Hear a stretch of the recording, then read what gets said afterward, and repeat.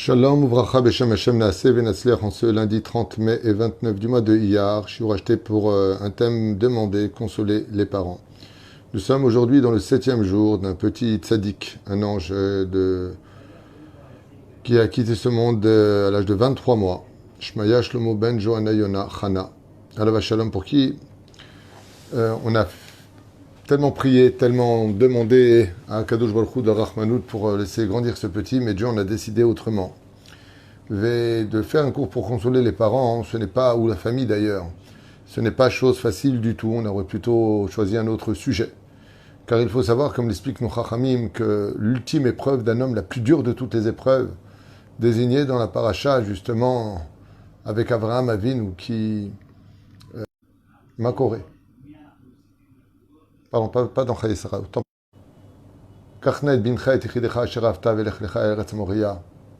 Prends ton fils et va le sacrifier. Est-ce qu'il y a une épreuve plus dure au monde que de perdre un enfant? Est-ce qu'il y a une épreuve plus dure au monde que de renverser la nature des choses?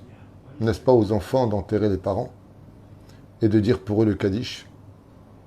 Mais quand les tsareno arabes, c'est le contraire qui se passe, et que c'est le père qui dit le Kaddish pour son enfant, puisqu'il a déplacé les 30 jours de sa naissance, selon l'indigne de Nefel, on ne fait pas le Kaddish. Après 30 jours, on porte le deuil, et on fait le Kaddish. Et là, une grande question intervient. On a envie de dire à Dieu, comme on l'a dit au début, Anilomevin, après tellement de prières, tellement de dons, tellement de larmes, tellement d'espoir et d'émouna, la mort. Comment est-ce que tous ces efforts fournis, cette émouna prodiguée, travaillée, cette réunion de tellement de gens peuvent dire aujourd'hui une telle chose? Il est mort. Alors qu'est-ce qui nous reste après ça? Eh bien là, tout s'écroule, c'est le désespoir qui s'installe, on prend ça comme une fatalité, on a du mal à comprendre, puis après on se dit de toute façon, il aurait peut-être souffert, on essaie de se consoler. Puis après, c'est la colère, puis la révolte, et le temps pour nous soigner. Voilà plus ou moins le processus quand on vit quelque chose, un drame, un choc émotionnel qui frappe une famille entière. Au début, il y a pendant les 7 jours, tout le monde vient visiter, tout le monde vient voir, on vient consoler, on vient consolider, on vient. Mais après, on se retrouve face à soi-même et il ne nous reste que les souvenirs. La douleur est là. Pourquoi la douleur existe-t-elle? Parce qu'on ne comprend pas. Si tu m'as donné un enfant, pourquoi me l'avoir repris? Pourquoi est-ce que moi j'ai été choisi pour vivre ça? Qu'est-ce que j'ai fait de si dramatique dans ma vie, pour vivre un événement pareil? Trouver que moi sur Terre pour me donner un enfant et aller l'enterrer moi-même? Ce sont des choses qui sont extrêmement, extrêmement, extrêmement difficiles à vivre. Kachnet bincha, prendre son fils et aller le tuer, mais alors pourquoi tu me l'as donné? C'est ce qu'on a envie de dire à Dieu. Alors bien sûr, si on était capable de voir, si on était capable de comprendre, si on était capable de revenir sur le mot mourir, en français ça veut rien dire, en hébreu on dit niftar. Le mot niftar vient du mot patour, qui veut dire se rendre quitte. Ça veut dire que quand on vient sur Terre, on vient se rendre quitte d'un rôle que nous avions à jouer. Et ce rôle que nous avions à jouer était limité par un temps, par une action, par un amen. La Gemara dans Sanhedrin nous dit, des fois, il y a des enfants qui viennent au monde juste pour dire amen à une bénédiction. Et ce amen-là, c'est suffisant pour qu'ils aient leur monde futur. Et la reine. Il y a 3 choses qu'on doit retenir de cette histoire pour nous aujourd'hui. La première, c'est pourquoi les choses ont lieu. On raconte une très jolie métaphore pour nous ouvrir les yeux sur le pourquoi des choses. La première, c'est qu'il faut retenir que l'homme n'a pas la possibilité de comprendre les plans divins, car Dieu est infini, que nous sommes définis. Et qu'il est impossible de rentrer l'infini dans le défini. Ça veut dire qu'on ne peut pas comprendre Dieu. Ça nous dépasse. C'est une xéra. Baruch den Emet. Mais quand on se concentre sur ce qu'écrivent nos Chachamim. Il nous dit, je vais te raconter l'histoire d'un homme qui rentre dans un bus pour la première fois de sa vie. Et une fois qu'il est rentré dans ce bus, il a demandé combien ça coûtait. Et il s'est installé derrière le chauffeur, ayant payé sa place comme tout le monde. Et puis voilà que pendant tout le trajet, cet homme n'a cessé de rigoler et de ricaner. Et il rigolait. Le chauffeur était agacé par son comportement. Arrivé à la station finale, mais ayant vidé le bus car tout le monde était descendu, le chauffeur se retourne et lui dit « Mais toi, t'es encore là? Mais tu veux pas descendre ?» Il lui dit « Est-ce qu'on est bien arrivé à la dernière station ?» Il lui a dit « Oui. Là, je me gare, c'est fini. » Il lui a dit « Alors je descends maintenant. » Très fier de lui et heureux de son sort. À ce moment-là, le regarde le chauffeur et lui dit « Mais je comprends pas quelque chose. Je comprends pas. Pourquoi est-ce que vous n'avez pas cessé de ricaner dans mon dos pendant tout ce voyage? Et pourquoi est-ce que vous descendez dans cette station qui mène nulle part? On est arrivé à la station finale. Il n'y a pas d'habitation ici. » Il lui a dit « Parce que je me suis rendu compte combien les gens étaient bêtes. Je les ai tous vus payer exactement le même prix que j'ai payé et ils n'ont pas profité de tout le voyage pour le prix qu'ils ont payé. Ce ne sont pas des idiots, franchement. » À ce moment-là, le chauffeur éclate de rire et lui dit « Vous êtes encore plus idiot que ce que je ne pensais. Arrête, monsieur, quand quelqu'un rentre dans le bus et qu'il paye 100% de sa place, ce n'est pas pour arriver et profiter de tout le voyage, mais c'est pour descendre à la station pour laquelle il était monté dans le bus. La raison pour laquelle il est monté dans le bus, c'est pour cela qu'il est descendu. C'est pour arriver à la station finale. » Ainsi, Shmaya Shlomo ben Johanna Yonachana, lui, il est venu pour 23 stations, 23 mois passés sur Terre. Parce qu'à la 23e station, c'est la station de sa maison. C'est juste en face de la porte de son Gan Eden.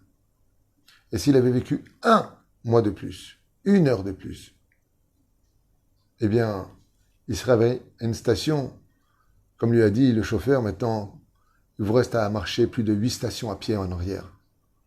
Ce qui fait que quand on part de ce monde, on ne part pas jeune ni vieux. On descend à la station qui correspond à la maison et à l'adresse pour laquelle nous sommes montés dans le train. Tout celui qui monte dans la vie descendra automatiquement de ce train. Et la station où il descend correspond exactement à la porte de son Gan Eden pour ne pas qu'il perde son temps à revenir encore en arrière, en Gilgoul, pour reprendre le train et pour redescendre à la station qui correspond à la porte de sa maison, le Gan Eden. Et la reine, on vient de comprendre plus ou moins que Akadosh Baruch Hu, dans ses comptes à lui, eh bien, il a pris une âme qui devait correspondre exactement à un laps de temps qui lui était réservé pour finir son tikkun. C'était sa réparation. Mais les parents, eux, qu'est-ce qu'ils ont fait? Le Baal Shem Tov, Zecher Tzadik Vekadosh Ivracha, il dit, quand une Neshama doit descendre, lui qui fait descendre les Neshamot, c'est son rôle dans le ciel. Quand il fait descendre une Neshama dans le monde d'en bas, le Baal Shem Tov regarde très minutieusement la valeur de cette Neshama. Et cette Neshama, elle est si pure qu'il va falloir trouver des parents qui ont un grand mérite de la recevoir. Et les parents de ce tzaddik, ils ont été choisis par l'enfant. Je veux ce papa et je veux cette maman. Eux sont dignes de me recevoir pour me laisser rentrer dans mon Gan Eden. On a l'impression, je vous le dis franchement, que quand on perd un enfant, on a vécu un échec dans notre vie. Mais moi, je vous pose la question, qui est celui qui a le mieux réussi sa vie? Des parents qui ont rentré leur enfant de façon certaine au Gan Eden, parce que vous le comprenez bien qu'à 23 mois, il n'y a aucune faute qui lui est reprochée. Au contraire, il a déjà tellement souffert. Ou d'être des parents qui avaient eu un fils qui a vécu 80 ans et qui a fait que des péchés et qui va descendre au Guidne Gehinam. Les Chachamim nous disent, la réussite d'un père et d'une mère, c'est d'avoir emmené ses enfants jusqu'à la porte de leur Gan Eden, qu'ils méritent le monde futur. Et donc les parents n'ont pas été victimes d'un enfant qui est décédé, mais les parents ont eu le mérite d'avoir apporté un enfant au monde qui, grâce à eux maintenant, rentre dans son monde futur et a fini son tikkun. Ces parents qui voulaient du bonheur pour leur enfant ont réussi à 100% leur mission. Dieu a fait ce qu'il fallait faire. Et les parents ont eu le mérite d'appartenir au plan divin. La troisième question, c'est d'accord, mais et toutes nos prières, tout ce télim, tout ce qu'on a fait, ça sert à quoi? J'aimerais vous raconter une très belle histoire que j'ai entendue récemment dans les réseaux sociaux. Un Israélien a été violemment blessé, s'est effondré à même le sol et est décédé. Les ambulanciers sont arrivés à toute vitesse, ils l'ont emmené à l'hôpital et avaient déclaré sa mort à une heure précise. Et voilà que lui raconte, étant mort clinique et revenu à la vie, une chose incroyable, comme beaucoup d'autres. Il raconte comment il s'est vu sortir de son corps, planer au-dessus du corps. Et d'un coup, il dit qu'il s'est senti aspirer à une vitesse incompréhensible pour les humains, dans un espèce de tunnel rempli d'une lumière indescriptible pour les humains, beaucoup plus forte qu'un soleil, rempli d'amour, rempli d'harmonie, rempli de joie, un endroit où on n'a plus envie de bouger. On sent un amour qui nous pénètre au plus profond de nous. On sent un shalom, une sérénité de vie. Il était heureux. Il voyait qu'il n'avait pas de pieds et pourtant il marchait. Il voyait qu'il n'avait pas de yeux et pourtant il voyait. Il voyait qu'il n'avait pas d'oreilles, il entendait tout. Comme dans une espèce de télépathie. Il n'y a pas besoin de parler. En observant du haut, il pouvait lire les pensées de tous, comme si qu'il regardait à travers un écran. Aussi simplement que cela. Et puis voilà qu'il arrivait d'un coup, aspiré par un autre tunnel, qui par contre lui était noir, et qui lui a fait extrêmement peur. Arrivé de l'autre côté, il s'est retrouvé dans une salle d'audience, il raconte. Et là-bas se trouvaient 3 dayanim, 3 tzadikim, qui le regardaient, alors qu'eux étaient investis d'une énorme lumière. Il les regardait, mais lui était rempli de honte. Et voilà que des cris se sont fait entendre. Espèce de rachat, tu faisais pas Shabbat, tu faisais pas ça, tu faisais pas ça, tu faisais pas ça, tu faisais pas ça. Waouh. Il a commencé à pleurer, à regretter Hachem, pardon. La honte était si grande qu'il raconte qu'il aurait été préférable pour lui d'être enterré 10 fois vivant et de ne pas se tenir devant la honte d'avoir déçu Hachem. Comme ça, il raconte. Après, on y croit pas, c'est votre problème. Mais, voilà que 23 lumières, comme ça il raconte, 23 personnes qu'il n'avait jamais vues de sa vie, rentrent avec une lumière sur eux et disent, et par notre mérite à nous, il ne pourrait pas rentrer dans son corps et avoir encore une chance peut-être de faire teshuva. Et là, le juge du milieu, je crois que c'était le Ben Ishraï ou le Rav Ovadia Yosef, je ne me rappelle pas, il donne les noms. Je ne vais pas dire de bêtises, donc je préfère me taire. Lui dit, par votre mérite à vous, il retournera dans son corps. Et là, il raconte, cet homme, qu'en regardant ces 23 personnes qui sont ici présentes devant lui, il ne connaît pas une seule d'entre elles, il ne les a jamais vues de sa vie. Top. Ils se sont aspirés une fois de plus dans ce tunnel noir et d'un coup, projeté avec une force incroyable, repénètre son corps et se réveille à la morgue.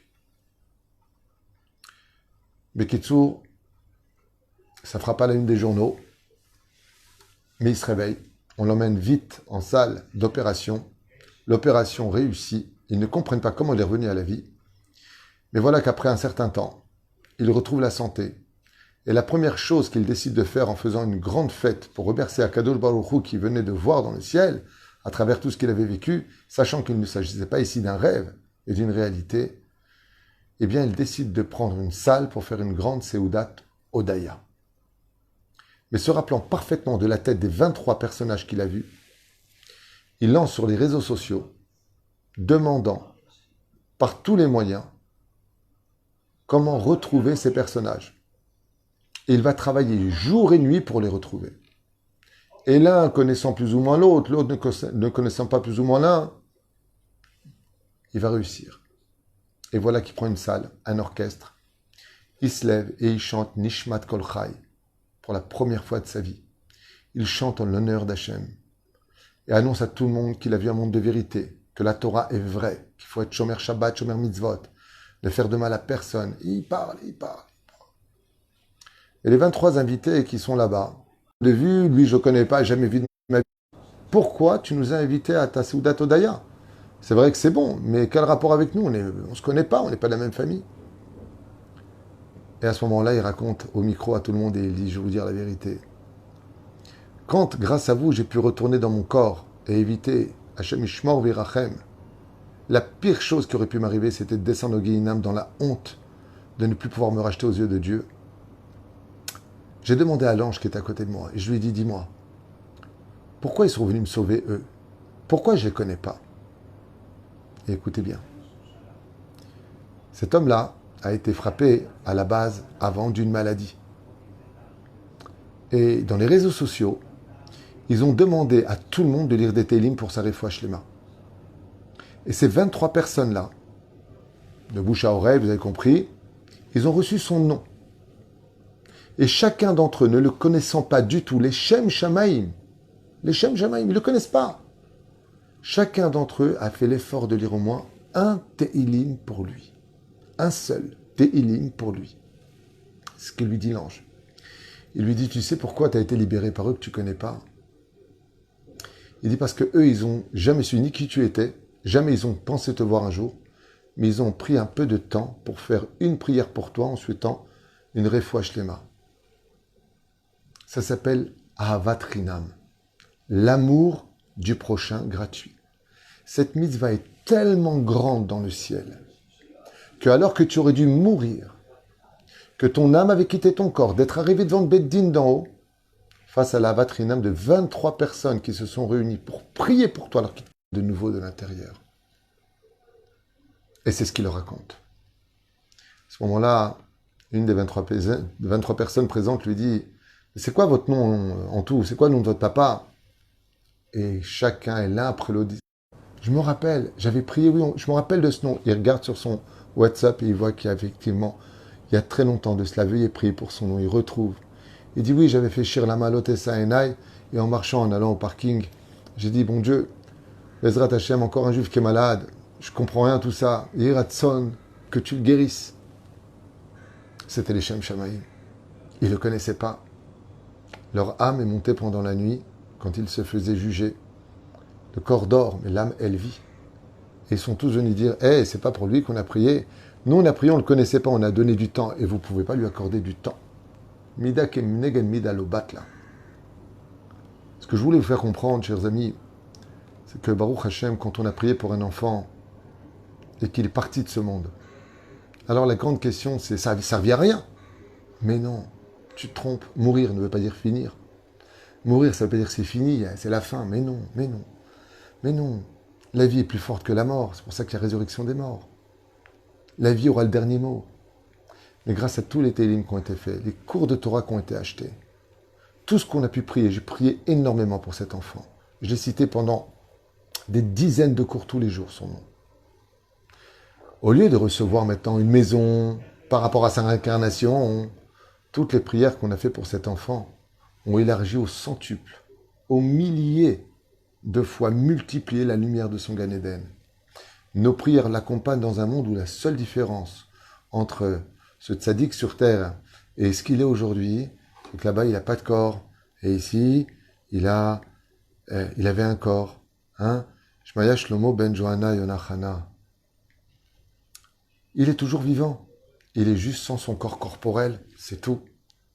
Mais les télim qu'on a fait pour lui, non seulement elles ont élevé son âme encore plus vite, avec plus de mérite, parce que celui qui est aimé des hommes est aimé de Dieu, mais maintenant, ce que vous ne savez peut-être pas, c'est que par le mérite de tous les télim qui ont été faits pour votre enfant, il a le droit du ciel de donner ces télim pour d'autres enfants qui, eux, vont peut-être réussir à vivre par le mérite de ces télim qui ont été faits pour lui.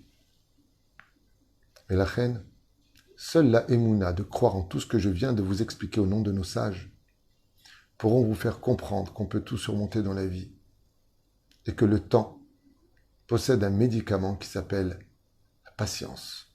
Avec la patience, la émouna, le temps, on récupérera tout. Et il est certain d'une chose, c'est que ce petit tzaddik Shmaya, qui est parti de ce monde, sitôt, Shmaya Shlomo ben Johanna Yonachana, étant donné qu'il n'est mort qu'à 23 mois, sans faute, sans péché, sans ange accusateur, avec des parents merveilleux. Barour, qu'il sera présent ici peu, avec le Melech HaMashiach et Triat HaMetim.